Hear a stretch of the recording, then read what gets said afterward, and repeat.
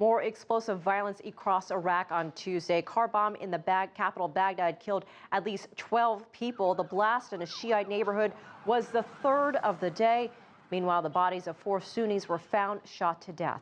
To the north, Iraqi armed forces and Shiite volunteer fighters are trying to wrest control back from radical Sunni militants.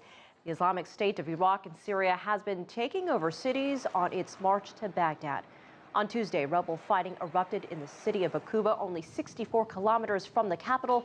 Security is tightening in Baghdad and to the south, the site of some key oil fields.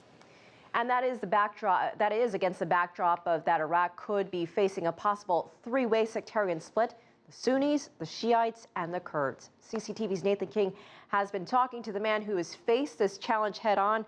And, you know, Nathan, he used to run Iraq on behalf of the United States during the occupation there. That's right. We're talking about Paul Bremer, the U.S. envoy to Iraq between 2003 and 2004. Just as the occupation got underway, he was so powerful, he was called the Viceroy at one point because he basically had single authority over Iraq. More on him in a second, because we've got to get up to date with where the U.S. is in terms of potentially intervening. As we know, 275 military personnel ostensibly to protect the U.S. embassies. We can see on the map another Americans being deployed. There's about 5,000 people in the embassy, by the way. Some are being evacuated. There's other military hardware also going in there.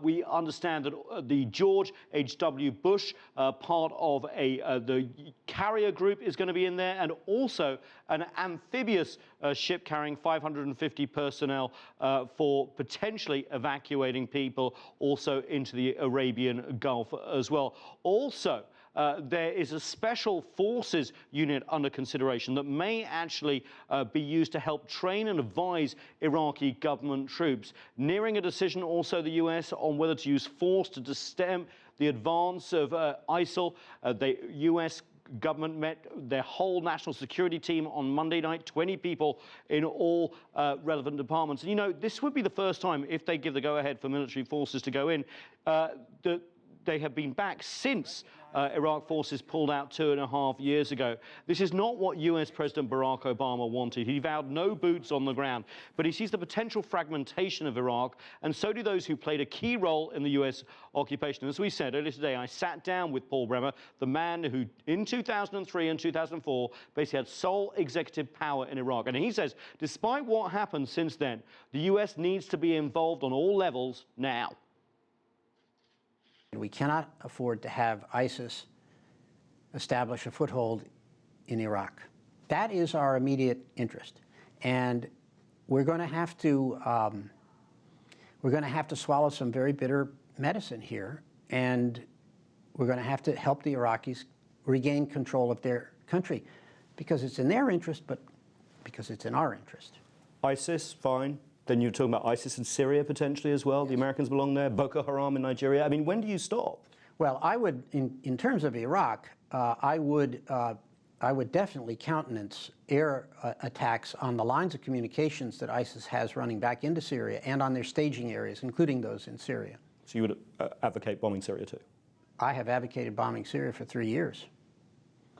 You know, but you see where you know I'm going with this. I mean, you say Iraq is a special case, but on an American public who is reticent to get involved in any wars, let alone Iraq, this feels like a sort of open-ended commitment against global terrorism without the... Well, you know, all I can come back to, because it's the only sheet anchor in the winds here, is what is in America's interest. And I don't think it's in our interest to see the geopolitics of this region fall apart, and I don't think it's in our interest to see Iraq taken over by terrorists. You see that the former envoy to Iraq just said there that he would target ISIS forces in Syria as well. And that has some US policymakers worried. Although Obama administration says any use of force would be limited, there are worries here about what the exit strategy might be. What would count as a victory over ISIS? One congressman asked, will this be the beginning or the end? This underlying conflict, they say, has been going on for 1,500 years. The US has been involved for a decade. It's interesting that Paul Bremer, of all men, who lived through insurgencies against US troops, losing hundreds of lives a week, and also the Abu Ghraib pictures, which gave such a negative image of America, is ready to go back in. It's interesting, this whole debate about America's situation in Iraq over the last decade still being played out here in Washington. I think people are wanting to see what he would say now with all of this going on, but plenty of people still disagree with him. Absolutely. Nathan King, thanks for that.